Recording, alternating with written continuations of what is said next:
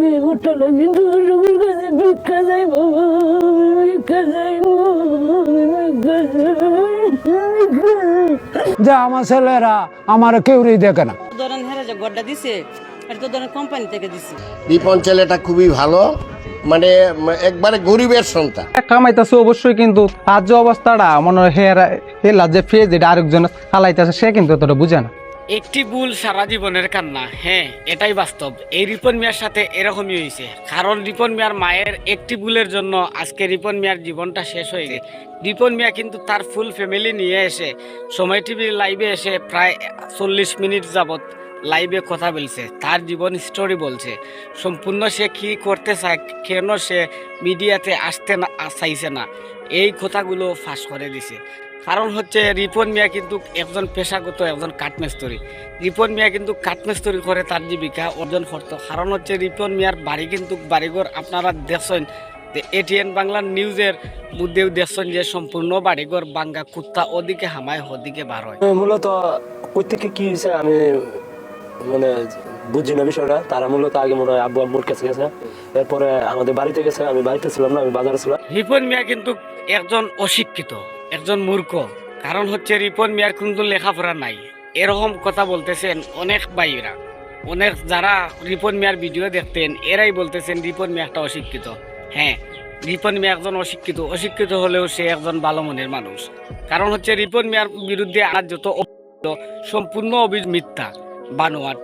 কারণ হচ্ছে রিপন মিয়ার মায়ের সাথে বাবার সাথে কথা না বলে যদি পাড়া প্রতিবেশীর সাথে কথা বলা হইতো তাহলে রিপন মিয়া সম্বন্ধে যাইতো। রিপন মিয়া কিন্তু 5 ওয়াক্ত নামাজও পড়ে, যে ঘুরাঘুরি করে 5 স্টার হোটেলে যায়, সে কথাগুলো বলছে। সে রিপন মিয়াকে 5 স্টার হোটেলে যায় স্পন্সরের মাধ্যমে, কারণ তার কোনো টাকা পয়সা লাগে না এই যাইতে। আর আপনারা সবেই জানেন ফেসবুকে বর্তমানে আগের মতো ইনকাম নাই, যে কারণে রিপন মিয়ারও তেমন একটা ইনকাম নাই।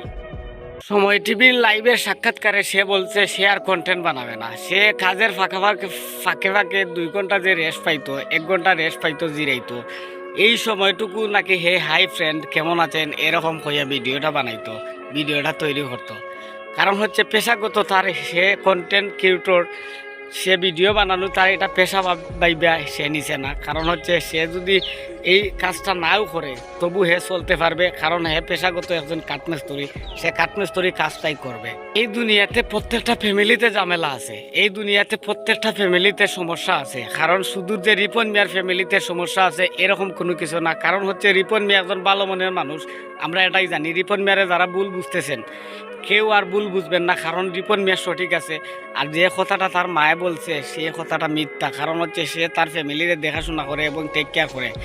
হে চাইছে না কোনো সময় যে তার ফ্যামিলিটারে মিডিয়ার সামনে আনতো, সে ইন্টারভিউ দিত, এরকম চাইছে না। এর জন্য অনেক মানুষে তারে ট্রেড দিছে, যে কারণে রিপন মিয়া একজন গরিব মানুষ, একজন সাধারণ মানুষ, তার মনের মধ্যে কিছু বই কাজ করছে, যে কারণে সে চাইছে না আপনারা যে কি টেক্সট করেন এবং মেসেজ লেখেন, কমেন্ট করেন, সেই কমেন্টগুলো সে রিপন মিয়া বুঝতে পারে না। কারণ হচ্ছে সে বাংলা লেখাপড়াটাও জানে না, যে কারণে তারে ভুল বুঝে কোনো লাভ নাই। আপনারা যারা আগের মতো ভালোবাসছেন রিপন মিয়ারে আগের মতো ভালোবাসা দিবেন, কারণ হচ্ছে রিপন মিয়া কোনো অশ্লীলতা করতেছে না, রিপন মিয়া কিন্তু সবসময় ভালো ভিডিওই বানায়।